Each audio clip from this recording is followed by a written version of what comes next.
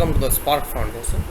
My name is Goel and I am an intern at a Spark Foundation. Today I have successfully completed my task of machine learning, which is prediction using decision tree algorithm. I had created one decision tree classifier and I have visualized it in a tree order. So let us jump into my Jupyter Notebook screen. So we are here in the Jupyter Notebook. So first of all, I have imported some of the libraries which are pandas, numpy, matplotlib for seeing and visualization of the graph, and seaborn.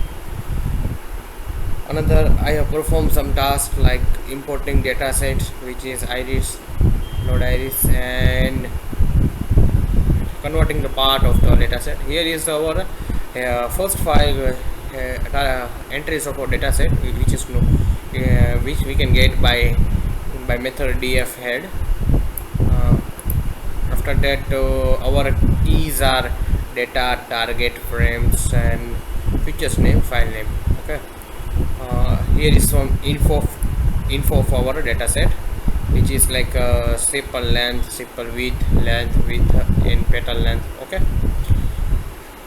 We can get describe idea of our statistics by df.describe method, and after that we are analyzing our whole the dataset using matplotlib graph, like distribution of sepal length is in this graph. These are the different type of graph which we can get idea how they are distributed. This is visualizing of sepal and petal dimensions by we had applied different seaborns and scatter plot method, in which we have used green, orange, and blue petlet. Okay, so here are some sepal dimension, which is sepal width in centimeter and sepal length in length and centimeter. So species with 0, species with 1, and species with 2 are in blue color. So we get to be clear cut idea how is all our species are working. And this is again with different method. We are analyzing between future and target by heat map method using different colors like blue CMap. Okay, here we are getting different values which can identify with different sepal length, sepal width, petal length, petal width. We are splitting our data for testing and training purpose. So we have spatial length and describe all the things.